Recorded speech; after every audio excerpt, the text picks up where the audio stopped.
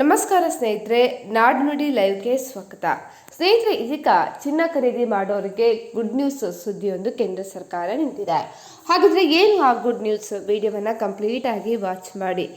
ಗಗನಕ್ಕೇರ್ತಾ ಇದ್ದ ಚಿನ್ನದ ಬೆಲೆಯಿಂದ ಇದೀಗ ಕಂಗಾಲಾಗಿದ್ದ ಜನಸಾಮಾನ್ಯರಿಗೆ ಕೇಂದ್ರ ಸರ್ಕಾರ ಇದೀಗ ಬಂಪರ್ ಗಿಫ್ಟ್ ಅನ್ನು ಕೊಟ್ಟಿದೆ.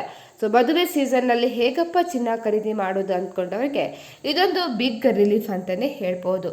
ಕೇಂದ್ರ ಸರ್ಕಾರ ಚಿನ್ನ ಪ್ರಿಯರಿಗೆ ಒಂದು ಅಚ್ಚರಿಯ ದೊಡ್ಡ ಉಡುಗೊರೆ ನೀಡಿದ್ದು, ದಿನೇ ದಿನೇ ಗಗನಕ್ಕೇರ್ತಿರುವ ಬೆಲೆಗಳಿಂದ ಕಂಗೆಟ್ಟಿರುವ ಸಾಮಾನ್ಯ ಜನರು ಮತ್ತು ವ್ಯಾಪಾರಿಗಳಿಗೆ ಭಾರಿ ರಿಲೀಫ್ ಅನ್ನು ನೀಡಲು ಮುಂದಾಗಿದೆ.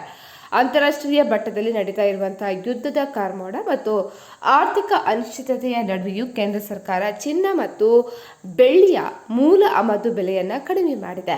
ಸರ್ಕಾರದ ಈ ಮಹತ್ವದ ನಿರ್ಧಾರವು ಗ್ರಾಹಕರಲ್ಲಿ ಮಂದಹಾಸ ಮೂಡಿಸಿದ್ದು, ದೇಶದ ಆಭರಣ ಮಾರುಕಟ್ಟೆಯಲ್ಲಿ ಹೊಸ ಸಂಚಲನವನ್ನು ಸೃಷ್ಟಿ ಮಾಡಿದೆ. ಇತ್ತೀಚಿನ ಪರಿಷ್ಕರಣೆಗಳು ಮಾರುಕಟ್ಟೆಗೆ ದೊಡ್ಡ ರಿಲೀಫ್ ಅನ್ನು ನೀಡಿದೆ. ಚಿನ್ನದ ಮೂಲ ಆಮದು ಬೆಲೆಯನ್ನು ಇದೀಗ ಸುಮಾರು 1,42,223 ರೂಪಾಯಿ ಇಳಿಕೆ ಮಾಡಲಾಗಿದೆ.